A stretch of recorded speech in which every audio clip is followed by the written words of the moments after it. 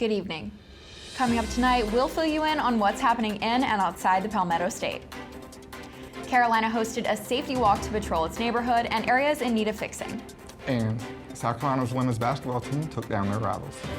But first, convicted killer Susan Smith was denied parole yesterday. We'll have all that and more tonight on the Sumter Street Scoop.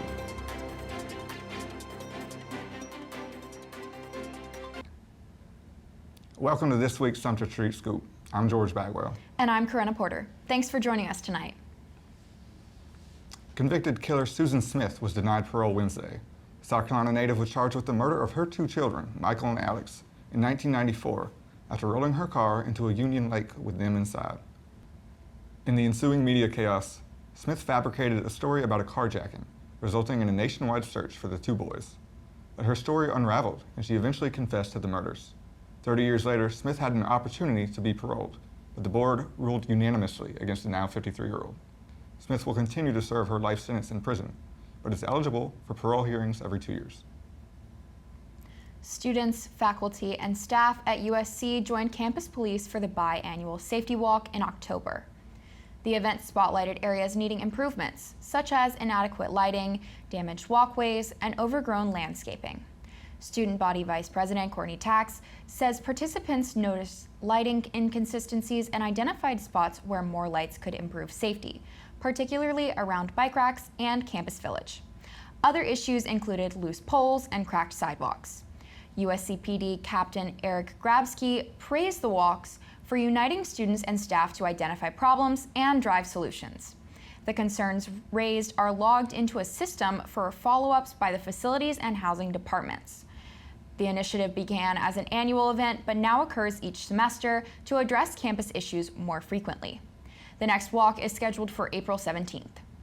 Additional plans include a pedestrian safety walk and a proposed safety run to encourage safe routes for running on campus. I think this is great, especially following the past incidents that we've had with pedestrians being hit or killed by drivers. Yeah, it's a needed step. Coming up after the break, SGTV weather reporter Pflugrath has this week's forecast. You don't want to miss it? Stay with us. Good evening, South Carolina, and welcome back. I'm Pflugi, and we're going to be taking a look at our weather. We're starting off with just our weather today, 52 degrees. It was pretty chilly. Listen, I know I'm just one random meteorologist, but I'm going to make the call. I think we've started winter. It's getting pretty chilly. You can look for more of that as we, we'll get there later in the segment, but right now, Wayne and Gibbous would have been a nice little breeze there in the summer, but now it just makes it a little chilly. Not high humidity, and we started off our day at about 7 a.m. That'll be the same for about the next couple or so months. Let's go ahead and take a look at our beautiful Palmetto State. As you can see, a lot of similars kind of around that low 60, high 50s area. We're still having fun in the sun though. But if you are a beach boy, it is still a little bit chilly. As you can see over here on the coast, kind of 60s. So not exactly going outside without your sweatshirt or something, but Columbia's 59, Greenville's 56 up there in the mountains. It's a nice fall weather, it's not bad. It's not bad at all, especially if you've got yourself a nice little sweater. Gonna go ahead and zoom out, look at the whole country over here, up in the Pacific Northwest. They're getting a bomb cyclone, which you can think of it effectively as just a mini hurricane. They're gonna have a lot of rain, a lot of winds. And you can see the temperature difference. That's all thanks to the mountains and the coast right there. Boise at 50, San Francisco at 64. But you go further down south, this is big right here. This little Phoenix, Los Angeles area.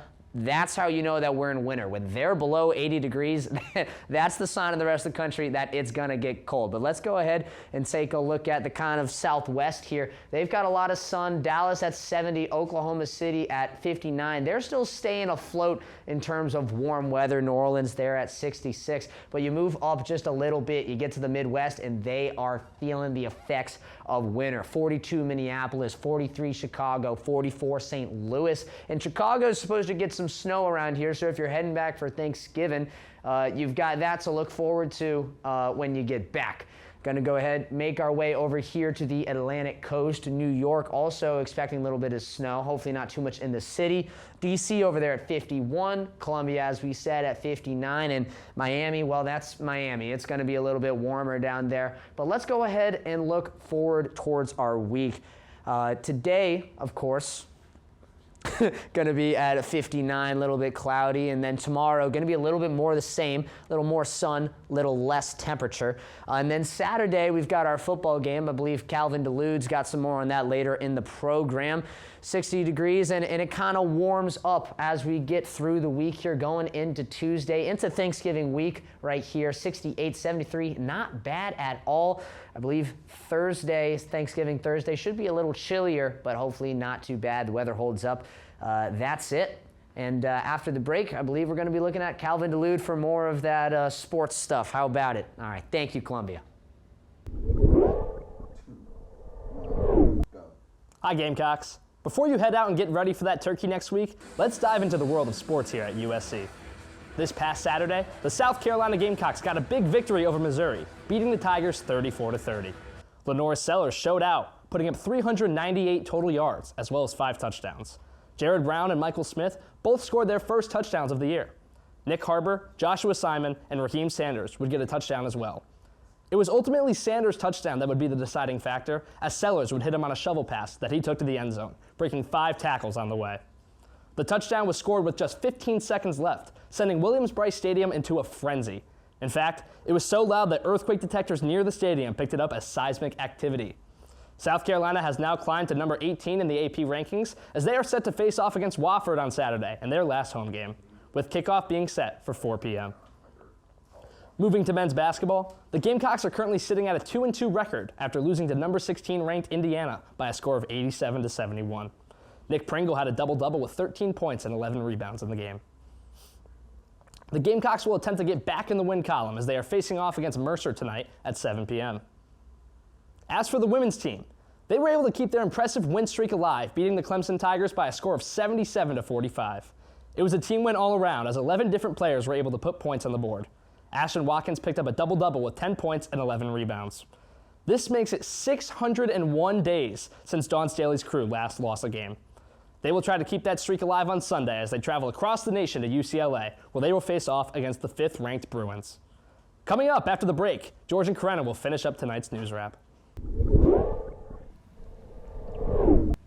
Welcome back, Columbia. A mother of 9 was killed last week in a shooting at a Bojangles location on Harbison Boulevard. Employee Antoinette Hammonds-Cologne was struck by a bullet and died at a local hospital. The shooting happened around 9:40 a.m. last Thursday.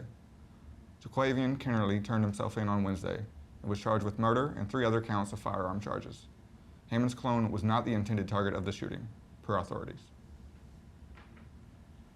Students at the University of South Carolina now have the option to skip weigh-ins at campus health appointments. The Please Don't Weigh Me initiative started in January. It provides cards at check-in stations, allowing students to request a blind weigh-in or avoid it altogether. The program is aimed at reducing weight stigma and making healthcare more accessible. USC dietitian Katie Graham says some students avoid appointments because of concerns about being weighed. The program is part of a larger movement towards body-inclusive care at colleges across the country. Health experts say focusing less on weight and more on overall well-being can improve mental and physical health outcomes. USC's Health Center says the initiative is just one step toward making campus care more inclusive and supportive for all students. Now, I think this is a great option for students who do have some kind of body issues mentally. Absolutely. Because it really allows them to be able to get that care without having that anxiety. That stigma around it. That wraps up tonight's edition of Sumter Street Scoop. Be sure to follow us on Instagram, Twitter, and Facebook at SGTV at USC.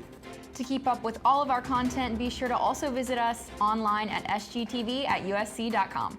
For SGTV, I'm Karenna Porter. And I'm George Bagwell. Have a great night, Carolina. Forever to thee.